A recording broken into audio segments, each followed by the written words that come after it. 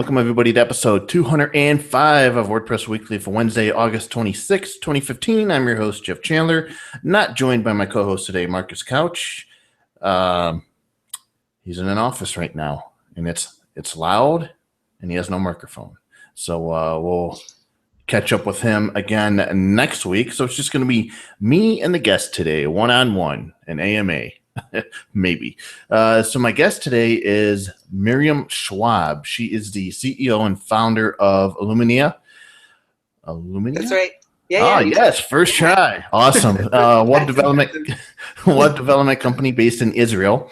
And she's also on the steering board of Digital Eve Israel, one of the leading communities for professional women in Israel to help empower women economically. And last but not least, she writes occasionally about WordPress on WPGarage.com.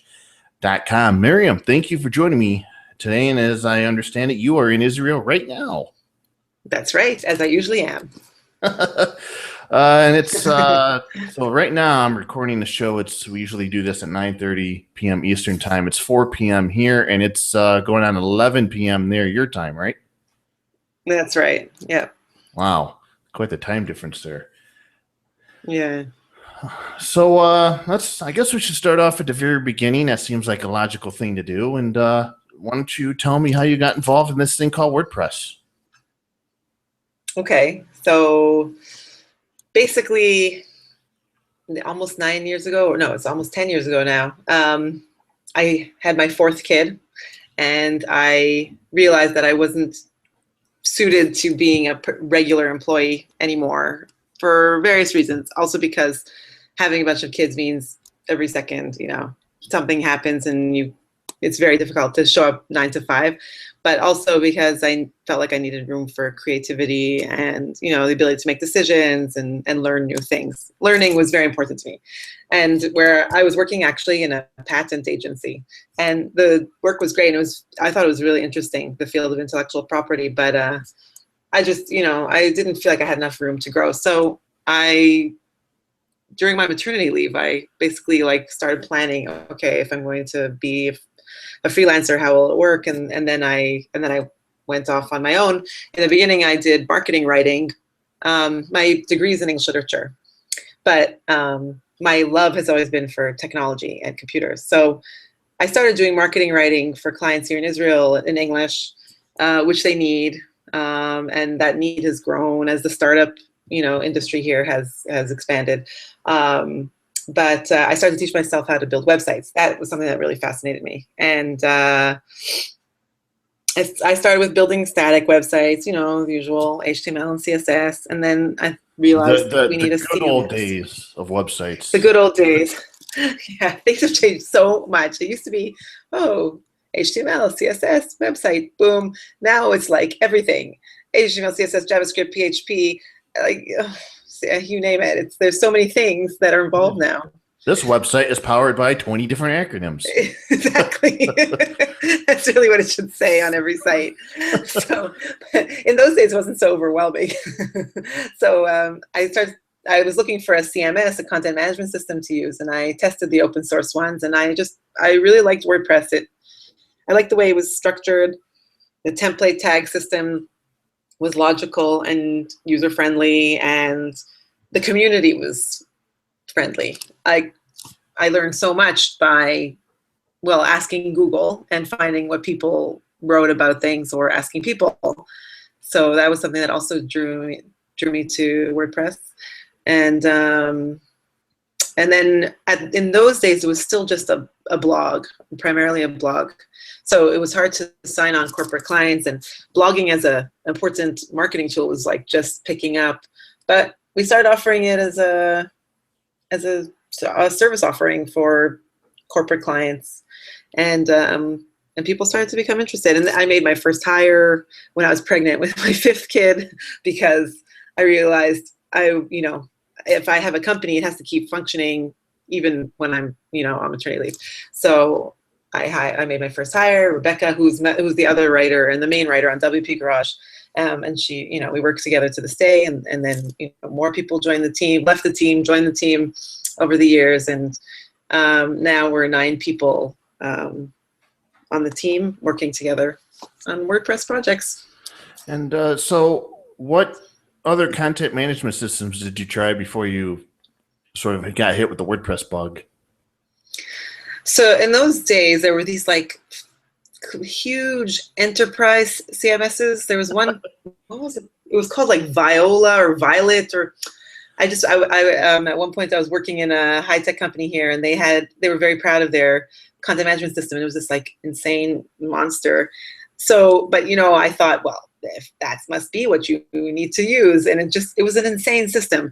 So I learned about open source, and I really liked the idea that clients weren't married to their supplier if they're using open source, right? It's in the best interest of the client, because then if their provider goes under, becomes crazy expensive, becomes difficult to work with, becomes overloaded with work and can't be responsive, they can go elsewhere.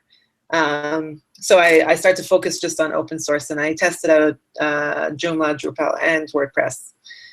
And Joomla's structure was it was illogical to me.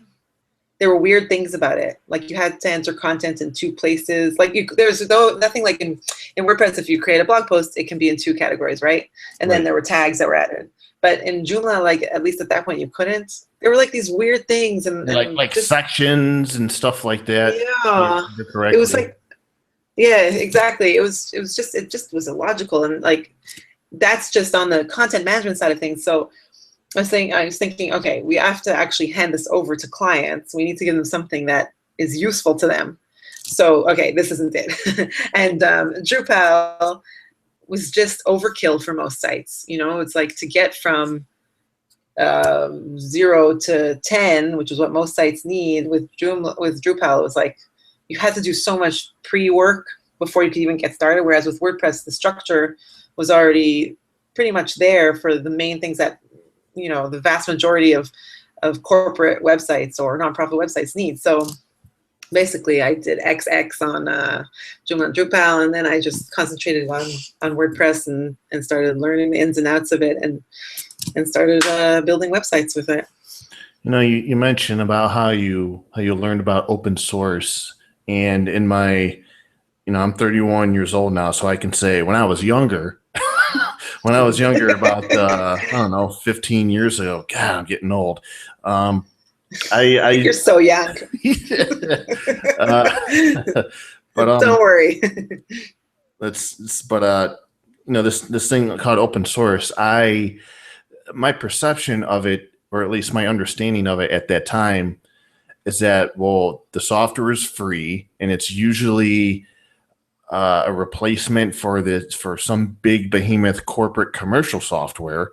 Like for instance, just for a comparison, like GIMP was like a replacement for Photoshop, this big, really expensive piece of software. And at that time, I remember going to SourceForge, and you had to download these things called tarballs and GZ files. It was just a pain. And in the end, all of the open source software I tried was just crap. I ended up wanting to pay these big companies for the software because the open source stuff was just a technological nightmare. But through using WordPress, I've learned and understand everything I know now about open source through covering and writing and using WordPress for the last, I don't know, 7 or 8 years. And I've come to see that open source software could be just as good, if not better, than corporate sort of proprietary software. It's the whole nature of open source and software quality has come a long way in 15 years. Yeah, that is for sure. I know that when we started out working with it, so our clients were still not convinced that open source was a suitable solution for them due to the stigma and due to these big CMSs still existing and being what, companies talk to each other, and staff moves from one company to another, and they'll be like, well, I use this crazy system here, so it must be the right thing for us to use here. And it took a while for people to start to realize that actually the stigma is wrong, because open source is better. Like open sounds too open, right? Companies and enterprises in particular are afraid of open. They want things to be closed and secure and locked up, but then they're too locked up and they're too locked into vendors, and then they're stuck. So, slowly but surely, one company started using WordPress, the other, until it came to a point where companies actively started seeking out WordPress as their solution. And so, it took time, but it's definitely come around to that, which is great. But I do have concerns, actually, at this point in time with WordPress. Oh, well, I was going to, hell, I don't have to follow any format here. It's, we can just skip ahead here. But, in February 2014, you talked about the future of WordPress on a very cool 2-hour-long WP think tank, which was hosted by Troy Dean. And I think there was about 8 people on that roundtable. A great discussion overall. So we're over a year and a half later, and I have you on my own show here, and you could take your time. We're not under, it's just you and me, so you can say everything you want to say without any interruptions. But I'd like to hear your answer to the same question. What do you think is the future of WordPress? What do you see? Yeah, so I think my perspective has changed since that last conversation. And I'll tell you what I think overall.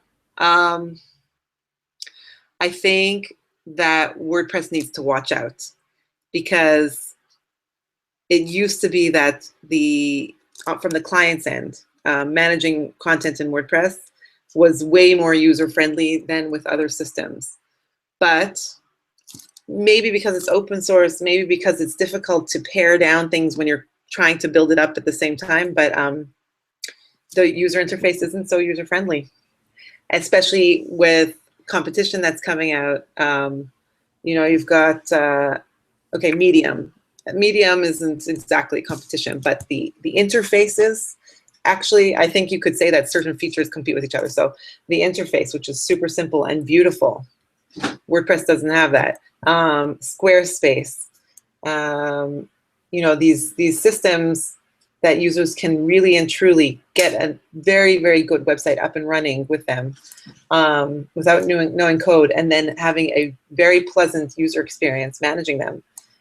It's not the same in WordPress anymore, and that's a concern to me. So let's talk about it. The concern is the user experience, and perhaps it's not so user friendly. Is it are we specifically talking about maybe the post editor, that layout, or that experience, or is it just WordPress overall, managing the website, dealing with pages, menus, and everything else that is part of managing content in software?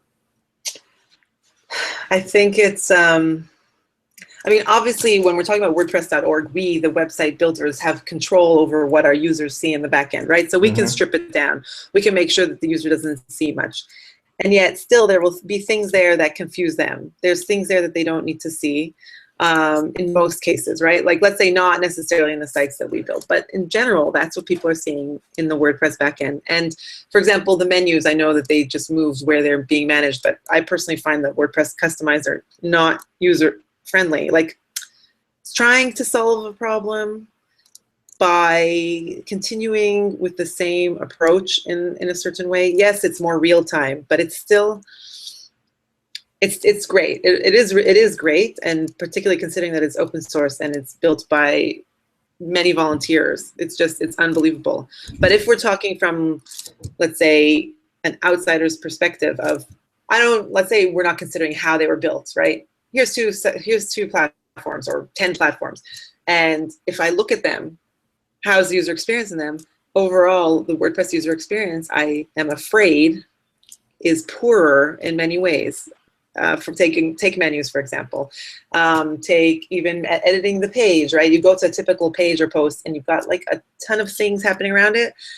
And then the writing experience, yes, you have the full screen, whatever it's called, view. It's still not like these other systems, which are just like beautiful and a pleasant user experience. And I'm afraid for the future. I use WordPress on a daily basis. I use it to write content, author content, and I very much enjoy all of the improvements and enhancements that have gone into the editor over time. For instance, embed and for sure. The theme I'm using specifically has a style the visual editors so that the Yeah. content sort of matches up with the site. But I still, and there's also some neat little small enhancements dealing with automatically linking text and Right. formatting shortcuts and all that stuff. But I hope that in the future of WordPress, somehow, some way, they can continue to focus on creating the best damn content authoring experience possible. And I don't, they're iterating on that, but I mean, after 12 years now, I'd think that WordPress would have it down pat, but here we are talking about how Medium and the posting interface is beautiful and elegant and it's nice to use, or something on like maybe a Squarespace. I don't know. It's been 12 years. Do we need another 12 to get to that point where we can say the publishing interface on WordPress is beautiful, it's elegant? Right. I know. I mean, I hate to, there's a saying, spit in the face of the, what's that saying? Like I don't want to complain about the system that provides my livelihood, and I still think is an excellent system. And the reason we provide it is because at the end of the day, what are its advantages over other systems? Well, like this is not just this is 24.2% market share. Okay, that you own your code and you own your content. Whereas if you're using Squarespace or Weebly or Wix or any of those, you don't, and you're dependent on them. And some of them don't even have a good export option. Like let's say you built a Wix site, right? And you've added 100 pages because you've had it running for a few years, and now you've hit a brick wall. Wix is no longer good for you. You need features that you can't get there, which is totally possible, right? You can't export and 301 redirect your content from there. Whereas WordPress.com actually has that built in. So you can get off of WordPress.com and get to WordPress.org. And that is a really important feature. And Wix doesn't have it. I don't know about Squarespace and Weebly and all those other ones. But so that's a huge advantage. And that's why still like an organization that takes its web presence and content seriously and needs very clear control over the features, needs custom development, things like that, WordPress is the best option, but hands down. So basically what I'm seeing in terms of like the market share of WordPress, you're going to have a lot of the smaller, let's say, businesses, freelance businesses, let's say very early stage startups that just need to get something up. They're going to go with these other systems because you can get something quite decent up and running with Squarespace. Whereas with WordPress.com, like if you don't want to deal with the hosting and you just want to like lay out a page, put in some content and launch it with your own custom domain, WordPress.com themes are not amazing for that. But eventually, like those companies, as they grow, they're going to hit a brick wall with all of these systems. They will. And they're going to need to move off it and have something properly designed. Or our clients are companies and nonprofits where their brand is very, very strong and very important to them. They take it seriously, which I obviously think all companies should. So they can't go with one of these systems where you're kind of like chock-a-block sticking stuff together and voila, you've got a site. They need it to be custom designed, and you don't have that with these systems. So WordPress still has a clear advantage. I'm just afraid that the user experience, if it doesn't improve sometime soon, it could pull it back farther in terms of market share. So I gotta throw in the wild card, we like to call flying cars on this show, and that's the REST API. Yeah. And Matt Mulloig said during the WordCamp San Francisco State of the Word 2014, I believe, where he says maybe we don't need to have a bunch of different admin themes, but maybe we need to have something in place to where people can create thousands of different admin interfaces for the WordPress backend. So if we think of the WordPress REST API and it's just a collection of endpoints to communicate and interact with data in WordPress, you can, apparently the idea is you can create these interfaces that interact and manage and store and write content, publish content into WordPress. You can totally bypass the box that WordPress currently puts you in, the dashboard in their back end, and maybe we'll find different interfaces to where they're custom made or custom tailored to the experience that users want for that particular website, whatever it is they're doing. Maybe the REST API is just, I don't know. Every time I talk about the REST API, it seems like the solution to all of WordPress's problems, but I know it's not. Well, I mean, it's what I would say is that what we probably will see with the REST API are applications built around WordPress, possibly, right? Like, and it's already happening, really, even though it's not a core.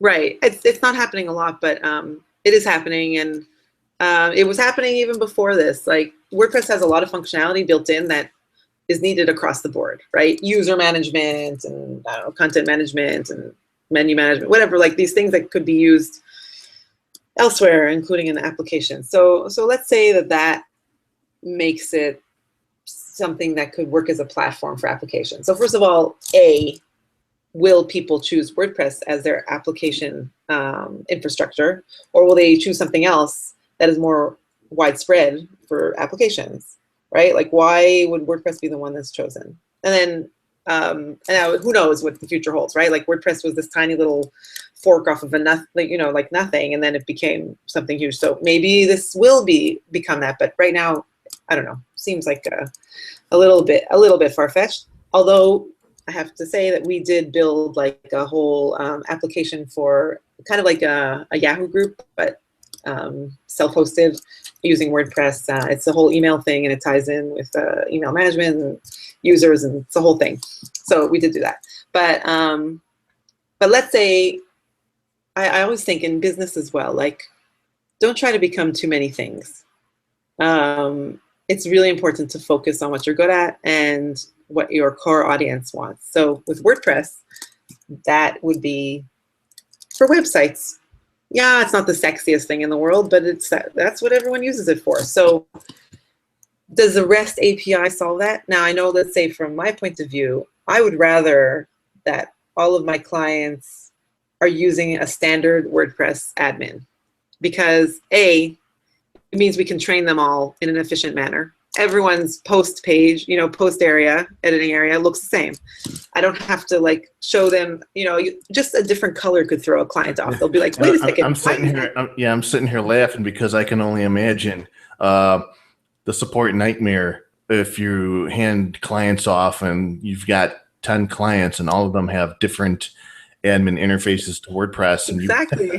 That sounds like a support nightmare. No, and even at one point we toyed with like branding the admin area so that it looks more like ours. But then let's say, for example, we give all of our clients Troy Dean's video manual in their site. So they're going to use that video manual, and it's not going to look the same as ours. And they're going to notice something's the wrong color. Instead of concentrating on how to actually, let's say, add a link to text, they're going to be like, hey, why is it pink, right, on my site, and over there it's not, or whatever. So it's too distracting and it's inefficient. So it comes back to rather that the general user, and also, the other reason is that, our clients don't stick with us forever, all of them. Lots of them do. We've had clients for many years, thank God, and may they continue to work with us for many years to come, but some clients do leave. And then they go off to somewhere else, and they've got this totally different looking admin, and then their new provider has to try to figure it out, and why is that over there and why is that over there? Like, really, do we really have to do that to people just to make a point? It doesn't help anyone, I don't think. So describe to me, or describe to us, to me and the listeners, what's the WordPress community and scene like there in Israel? Do you have large meetups? Do you have more than one meetup? That is a really good question, because it just came up. So we have WordCamp once a year, almost. It's like a little bit less frequent than once a year right now. So we have the next one scheduled for October 14th in the Tel Aviv area. Except for that, one of the organizers just had twins. Another one of the organizers just had a baby. And me, in general, I have 7 kids, so I'm like generally overwhelmed. Plus, it's been summer vacation. That sounds like a logistics nightmare. It is. It's totally ridiculous. So, anyways, I really hope we'll get our act together. Like September 1st, kids go back to school, and then hopefully we can really start moving again. But so we have that once a year, and it's a great conference. I was the organizer of the last 4 in Israel, and hopefully I'll be organizing this next one once my kids go back to school. And it's a really fun conference, and everyone loves getting together. Like, Israel's not a very big country, but a commute here that in the States people would be like, of course I travel 1.5, 2 hours to work every day.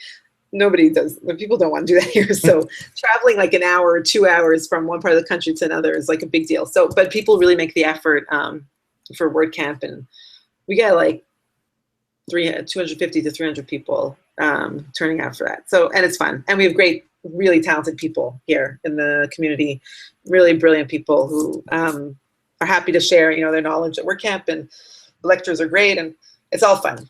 But in terms of meetups, it's been a failure. We've had a few people try to get them up and running. And, each of them has managed to organize, let's say, half a year's worth, let's say once a month. But the interest just dwindles, and then they just, they don't feel the motivation to continue anymore, and it's too much work for not enough appreciation, and so it doesn't work out.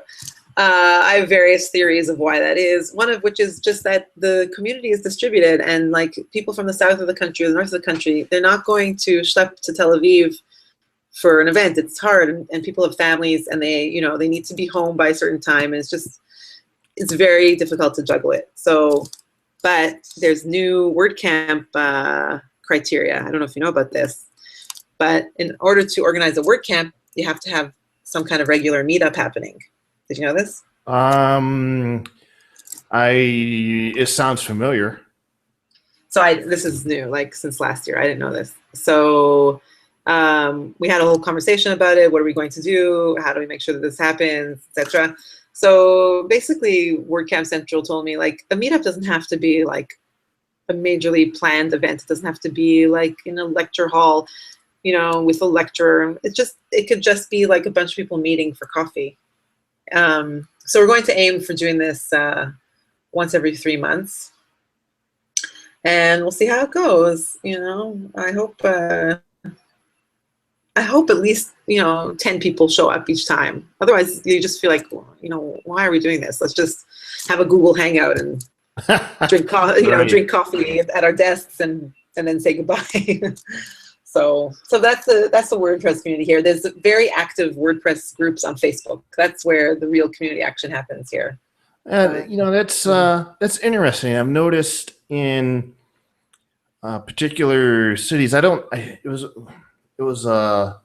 a post. It might have been on Cloudways, or somebody wrote a post earlier this year on all the various WordPress WordCamps or something communities, and a lot of the cities use Facebook. They have Facebook groups specific for their area. It's very popular.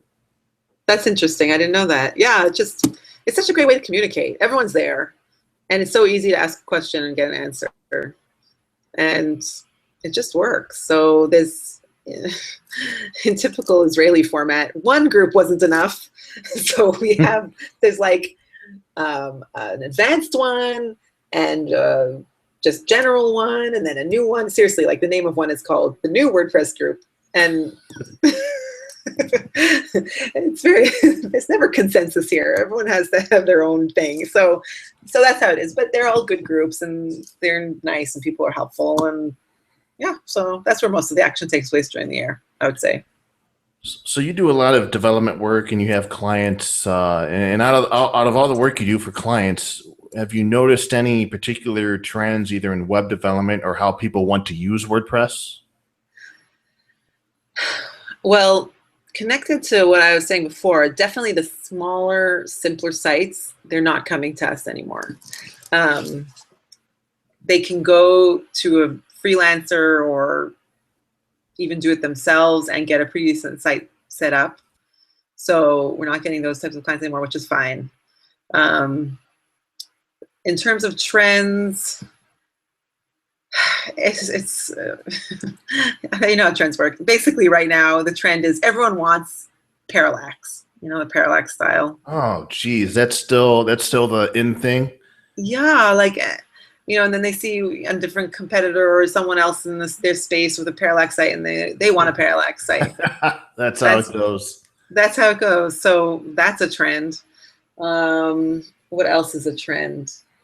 in terms, it's less in terms of. I mean, are you doing a lot of Woocommerce type sites? Are you building a lot of Woocommerce? No, not a lot, but it is picking up. That is picking up. But we've had problems with it with Hebrew, by the way, because the updates, like we try to, use child themes and all that, but somehow the updates always mess things up, like the WooCommerce updates. There's something about them that causes a lot of problems. So, well, they only released like 6-point releases after 2.4, so within a week. Right. Yeah, that's not frustrating. Oh no. Although I guess that's in line with kind of the WordPress style. Anyway, so we try to avoid WooCommerce in Hebrew if we can. WordPress in Hebrew is fine. Most of the sites we do are in English, but they'll have a Hebrew component if necessary. And most of our clients are based in Israel, but their target audience is outside of Israel, so the sites are in English. One of the trends, which is not exactly related to WordPress, but is definitely picking up, is the idea of marketing automation. So a lot of our clients are requesting integration with marketing automation tools, which totally makes sense. So that's interesting. I think that feels really fascinating.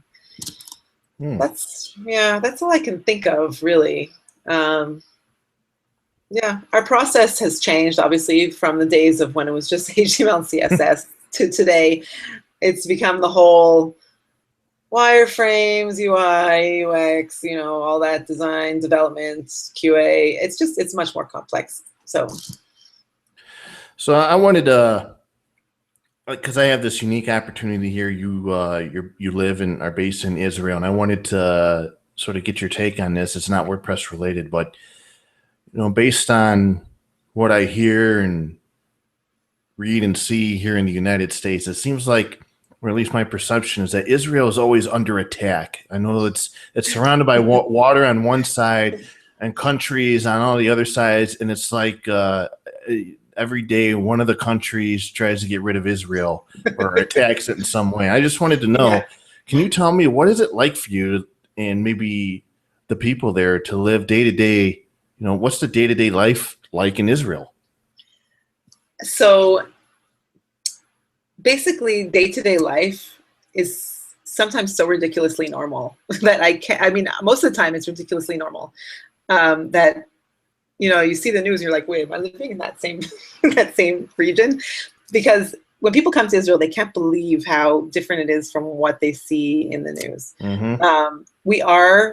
Israel is constantly there's like, in the States you have like red alert and yellow, like what the state of alert is for the country. So Israel's state of alert is always war, meaning the assumption is that someone's always trying to wipe us off the map.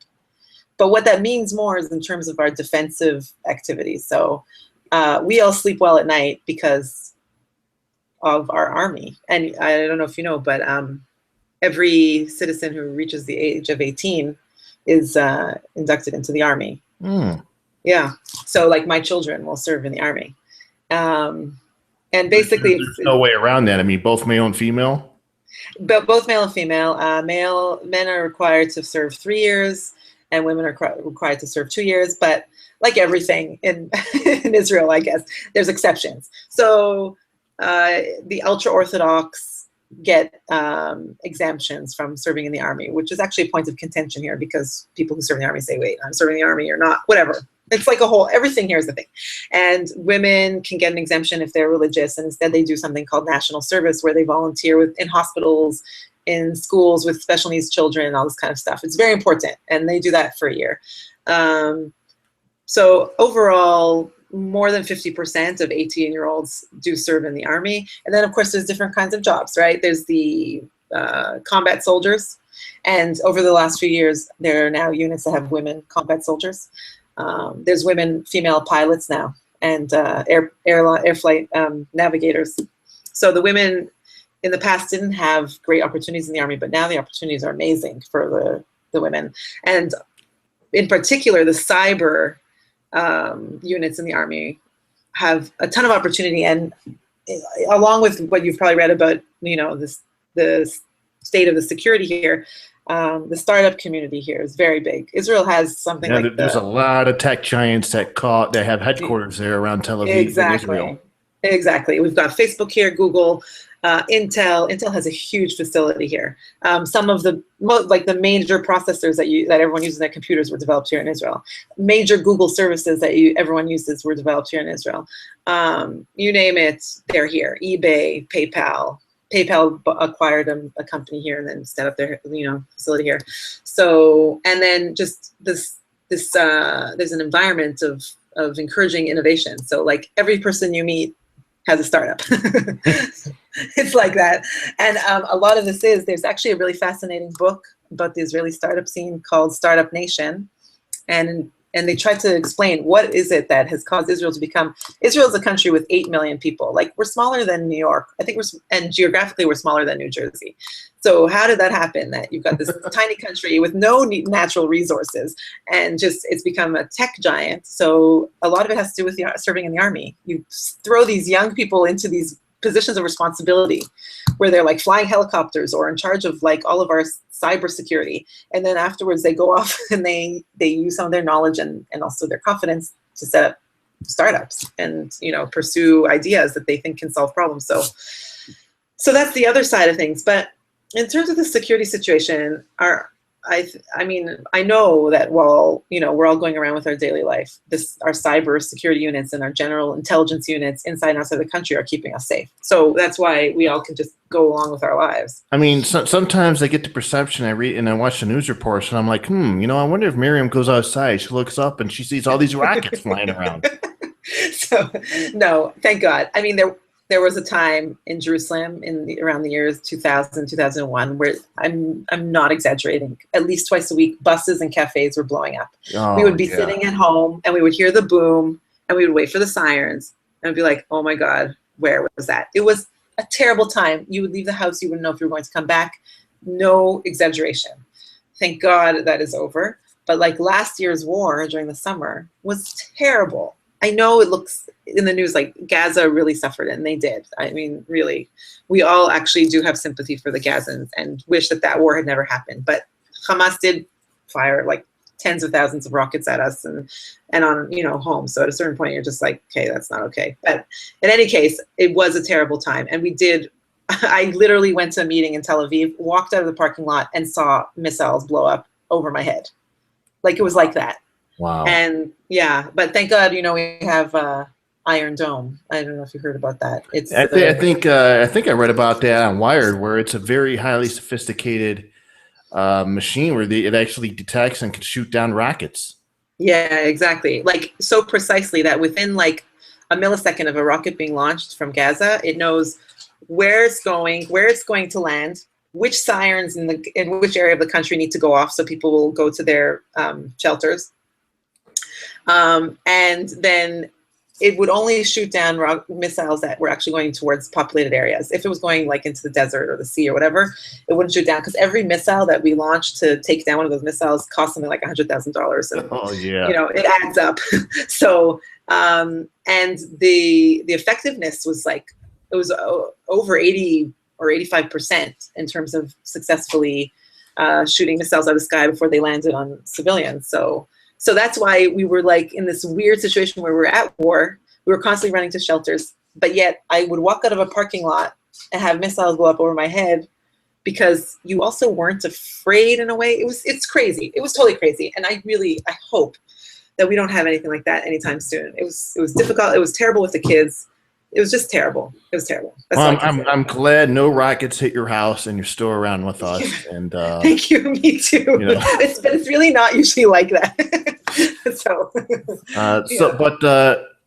So you're on this steering board of you get to lead communities for professional women and empower them economically, and in the WordPress community, the WordPress space, and sort of in tech in general, there's this issue of gender equality and trying to encourage more women to get involved in tech in general. And there's been initiatives to try and get more women involved in open source and WordPress and there's just a lot of struggles there. It's an uphill battle.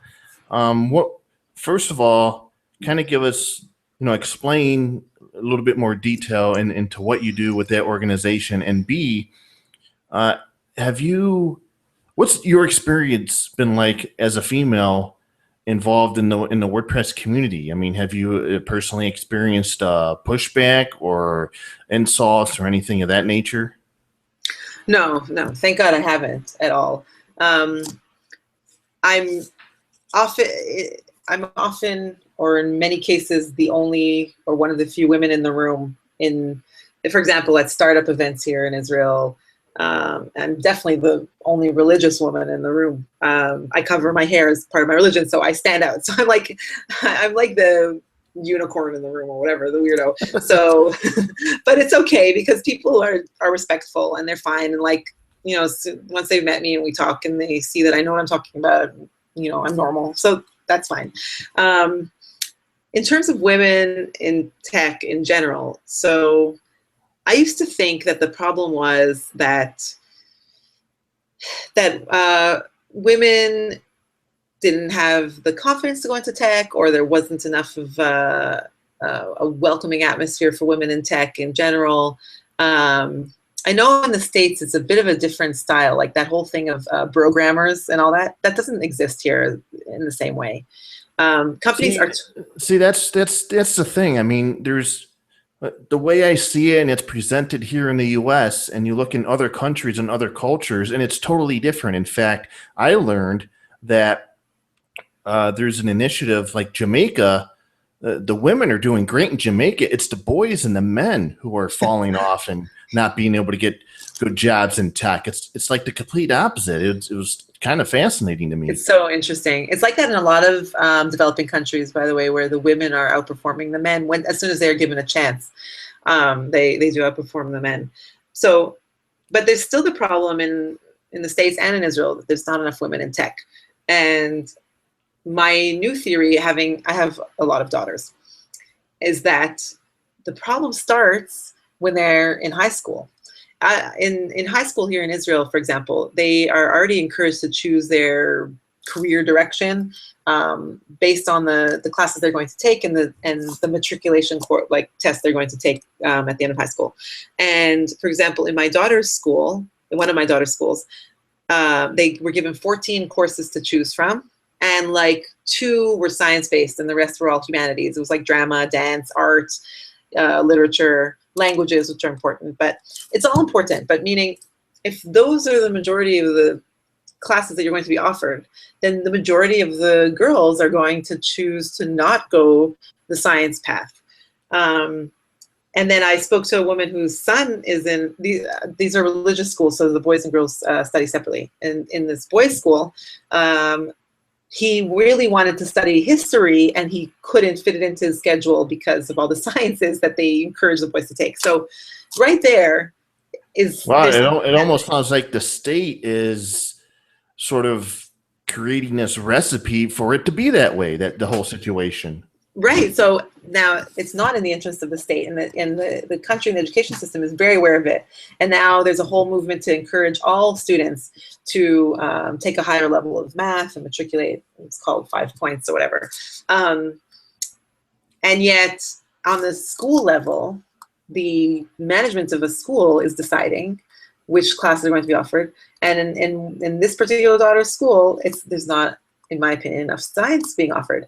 Now, I have another daughter who's in another school, but she's not old enough yet, so I don't know how it's going to be. Her school, the second daughter's school, has more of a feminist type of leaning in their approach to everything, so we'll see. But I think this is my theory, and I have to start discussing with people more, because I think that's where it's starting, and it's possible it's starting there, not just in Israel, that there's like an underlying message or a more overt message to girls to not focus on science and tech. So I don't know. That's one of the things that I see. I don't know why. I mean, I know, let's say I studied English literature, right? Why did I study English literature? It was completely technical.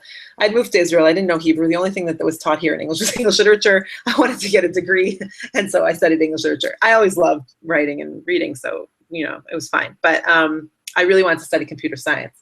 But in the computer science department in the university I went to, there were so few women. It was ridiculous. Why? I don't know. I don't know why women are not being encouraged at that point of their life to go into these professions. And that's where it has to be. It's not about convincing women now have a career like, hey, you know, you're in whatever social worker, which is a great and important profession, but, you know, maybe you want to consider tech. No, it has to start earlier. So yeah, encourage women to go a certain direction, and B, create those opportunities for them to take that knowledge and make use of it, instead of, you know, maybe you do get the sciences, but maybe then the opportunities don't exist. So it's like, well, why bother?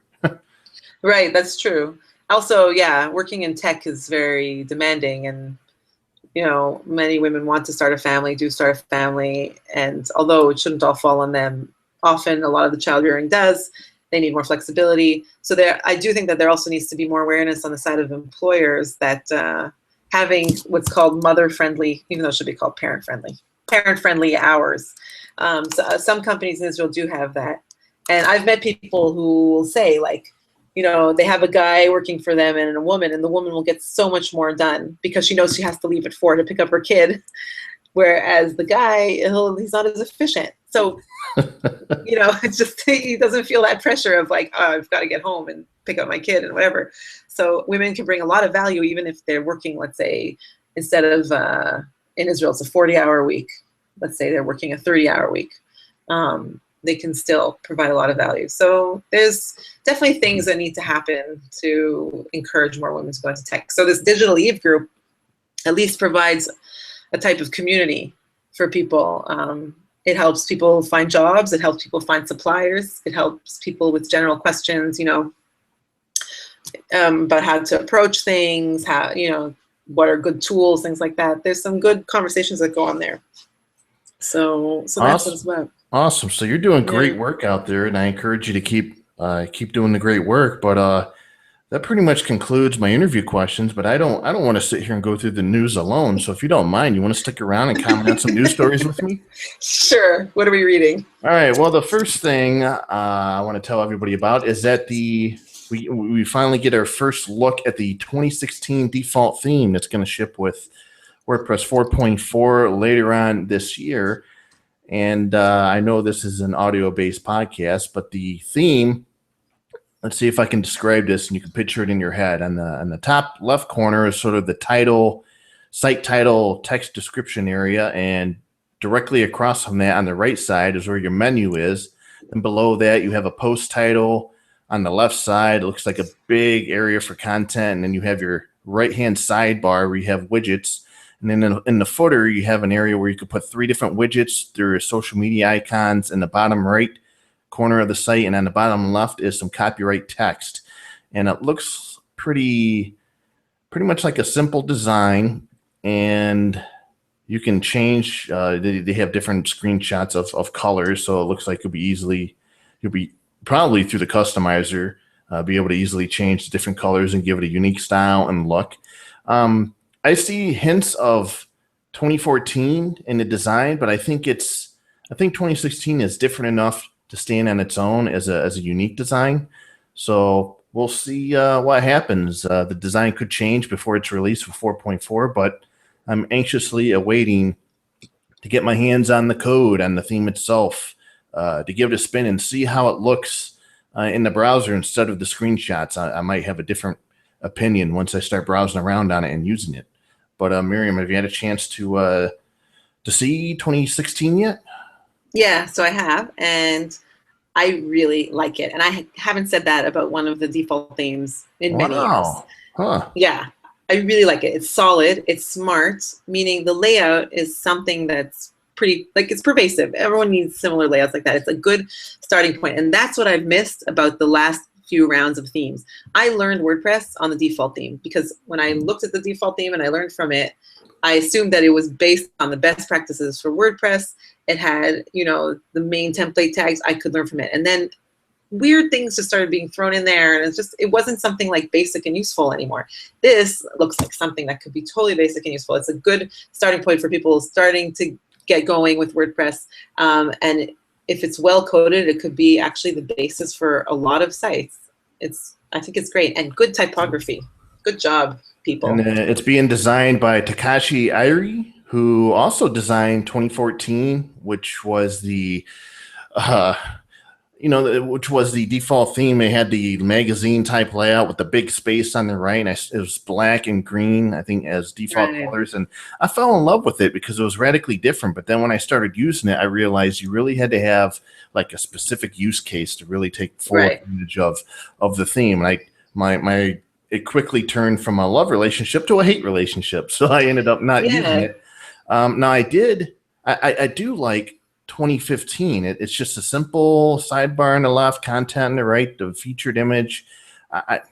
For me, I really like the default theme of 2015. And in fact, we have quite a few comments on the article, and it looks like it's a bit split between yay or nay on the theme. But I noticed quite a few people enjoyed the modern look of 2012, which was actually created by the Theme Foundry way back when. Do you remember that theme?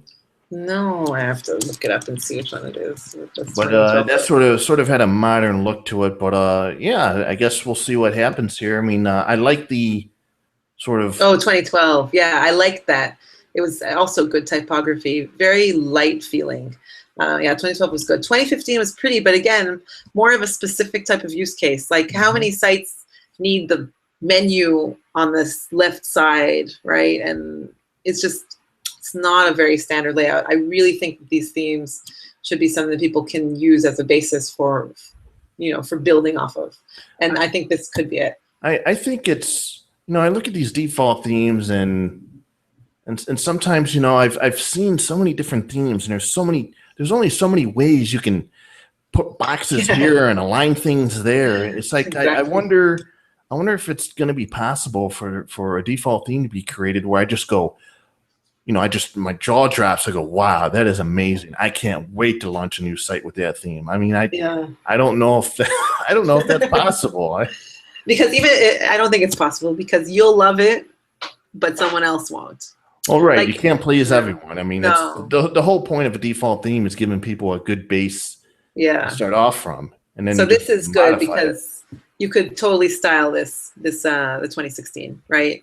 It's not presuming colors. It's not presuming styles. It's giving you, it's black and white essentially.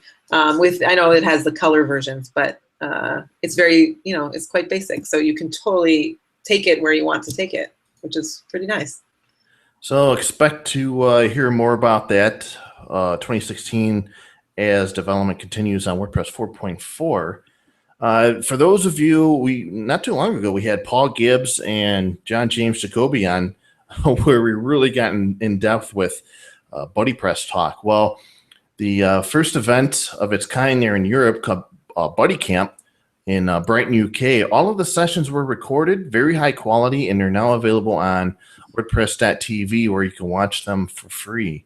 And there's sessions on there about the origin of BuddyPress. There's also a fireside chat with Paul Gibbs and messages from BuddyPress contributors. And one of the things I like about this conference is that 6 speakers were there at the venue and did their presentations, and 4 speakers actually sent in, I don't know if it was a pre-recorded video or if it was actually a live hangout, but they did a session via video. So that was pretty cool. Wow. And that was there in Brighton, UK. And I don't know, have you recently did any work for a client site using BuddyPress or BBPress? No. BBPress, yes. We're using it now actually on a site for a client that needs a type of form capability, and it's working really well. BuddyPress we used a few years ago, had a very difficult experience with it. I'm sure it's vastly improved since then. But we haven't used it since, and also pretty specific use cases. Most of our clients, it's not something that they need. So they're not trying to recreate Facebook. No. Luckily they're not. And last but not least, OS Training has made their Pods Framework video training series available for free. Now, OS Training, that's the site that offers video training for WordPress, Joomla, Drupal, and a bunch of other web-based technologies. It's founded by Steve Berg, and they have a video series for the Pods framework. And through a partnership with the people involved with the Pods project, they've released their video training series on Pods for free. So you can see it for free either on their website or on YouTube. And of course, we'll have, you can just follow the show notes and you'll be able to visit the post and the link to see it. So that's good. So if anybody out there, now the videos were from 2014, but they'll definitely give you a great foundation for learning Pods. And either later this year or next year, I know that they're working on Pods 3.0, and that's supposed to be a really big release packed with cool features. So if you're interested in learning about Pods, that's a great free way to do it. Starts off with the beginning, the foundation of Pods, and how to create taxonomies and do all kinds of crazy stuff with it. Miriam, have you ever used Pods either for personal projects or client work? We did. We were using Pods. We mostly stopped, but it's super useful. People should definitely check it out. And what do you like most about it? I mean, what was the use case for it? Now I can't remember which projects we used it for, because we really did use it a few years ago. We stopped using it for, I don't even remember why we stopped using it, but it was useful then. I think it's useful for people who aren't quite developers, but need to create certain functionality, and Pods can help them do that in a user-friendly fashion. So it was good. Yeah, those who use Pods on a routine basis say they love it. I mean, it's great. So yeah, great job there. Well, that's I don't have any plugin picks of the week. That's Marcus's job. So, let's see. Do I have anything off the top of my head? I'll tell you what. I'll hand this off to Miriam. Miriam, why don't you give me one of your favorite plugins? Maybe one you put on almost every client website. Is there a favorite plugin you have? Well, I mean, it's a no-brainer, but Yoast SEO plugin.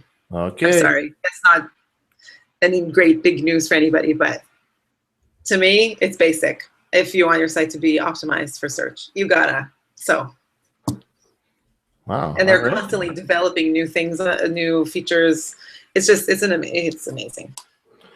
Speaking of Yoast SEO, I think there's an announcement today on the Yoast SEO blog where there is some API changes were going to go into effect, and they were breaking API changes. So if you're a developer out there who uses or implements Yoast SEO, definitely check out the blog post on the Yoast SEO site, because there's some important breaking API changes you need to be aware of. And we don't want to have a repeat of the short codes API fiasco that happened a few weeks ago, which were also API breaking changes. So, yeah, but it's interesting. I mean, the reason that they're doing these API changes is so that they're using browsers for more processing than servers. Did you read that in the post?